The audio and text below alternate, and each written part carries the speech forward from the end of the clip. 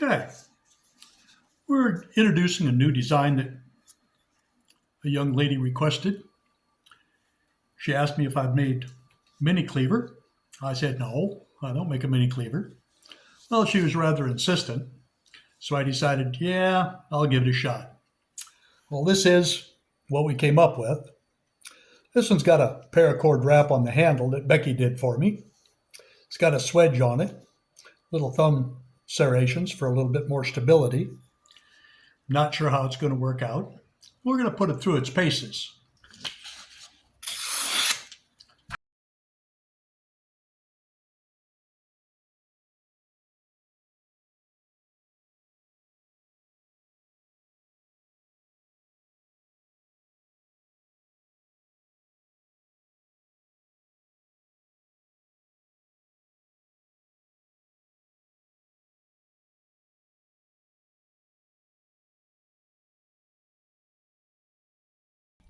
We got some kindling with it.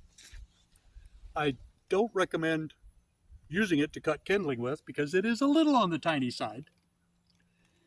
It'll work, but I don't recommend it. I'd recommend finding yourself some kindling unless this is the only thing you have.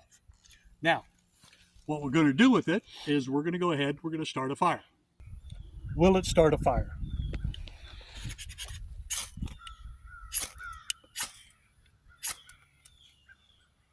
It's burning.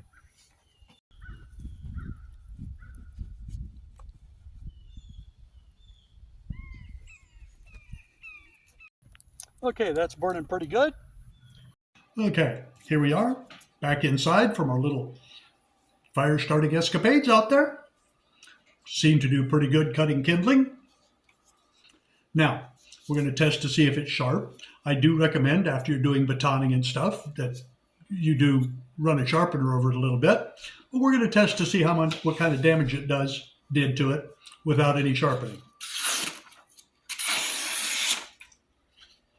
Doesn't seem to be any worse for the wear. Okay, now next step is going to be cutting vegetables. Well, we're on to the final testing of this little booger. Seems to have worked really well so far. Hasn't been sharpened yet. We're going to attempt to dice up some squash, some zucchini, some tomatoes, some onions, a piece of garlic that just took off. We'll have to wash that one up, a couple pieces of garlic, and we're going to make some pasta primavera using nothing but this little cleaver. Okay, that's one.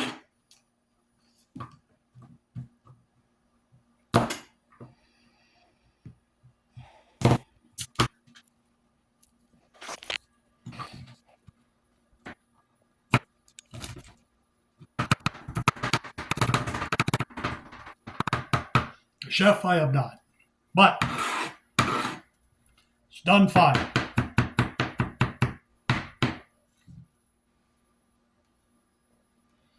That goes in a little bowl.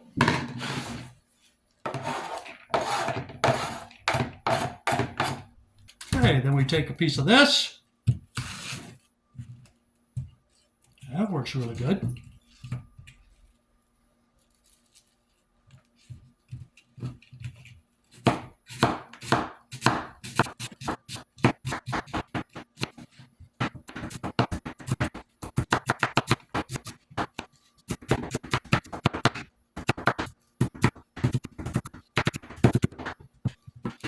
Put that on there.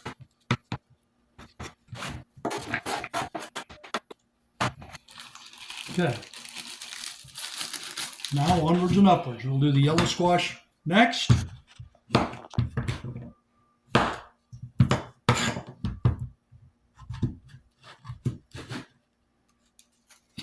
Little blade isn't wide as a squash is. Does just fine.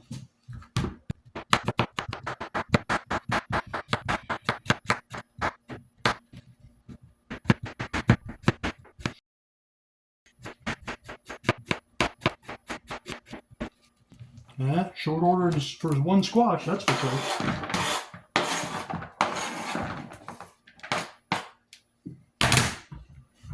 We do that 3 times. There's about a pound of squash, about 2 pounds of squash here, isn't it? We're on the last squash. We'll go to the zucchini next.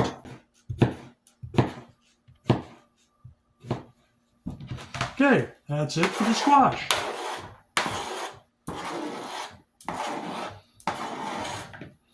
Now, on to the zucchini. We'll have 3 zucchini the same way. Okay, we'll start with 1.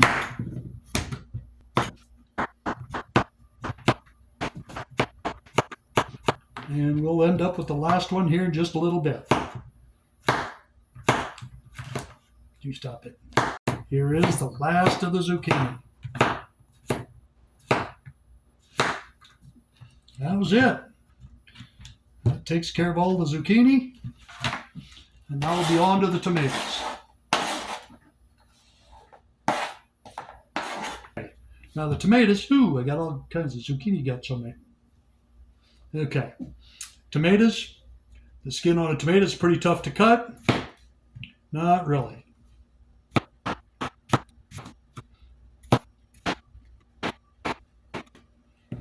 Okay, and we'll quarter half of them.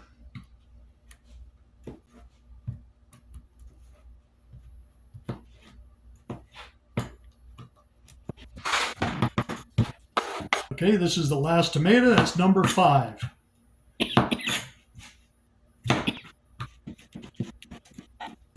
Okay. And notice we're scraping them into the bowl with the smudge edge because you don't want to be sliding your cutting edge across the board. Okay. Next step will be the sausage. Okay, the last thing we need to cut up is a chunk of sausage. That is a smoked sausage.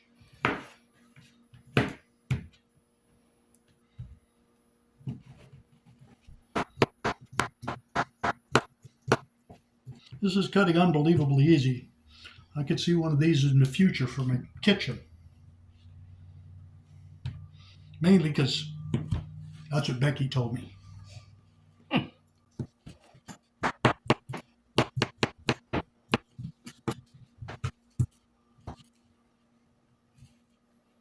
is a little short, but it's definitely good for anything you want to use it for. Last piece of sausage.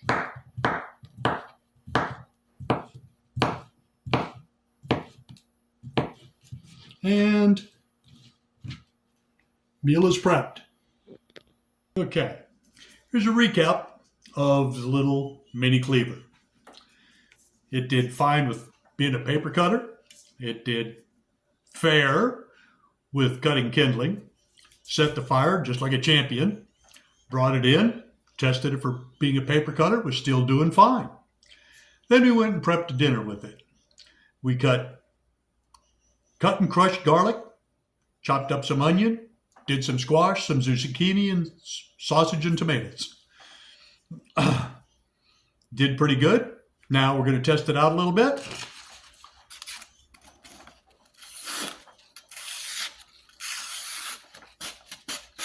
Seems to have a little bit of a catch. Real easy to do. Like I said before, if you're using it hard and heavy, especially for cutting some kindling, you may want to sharpen it frequently. Now we're going to use the triangular sharpener. This one happens to be a Spyderco. There's many other brands out there. Not associated with Spyderco. They don't pay me for this stuff. And we're going to start it on the 30-degree edge. That's the 30-degree edge. You've got the angle edges. You've got the flat edges. We're going to do it on the angle edges because it doesn't need much sharpening. Put it around so I can hold it. Put it totally vertical, totally straight up and down. Slide it down. Because we're putting a final refinish edge on it. That's because it's still pretty sharp. Same number of strokes per side, perfectly straight up and down. This is like rocket science, ain't it?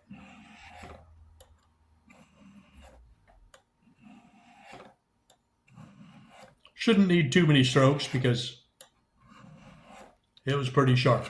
Let's give it a try. Now you can use a stroke on it, or you can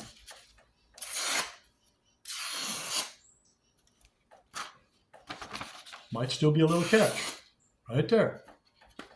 Little catch.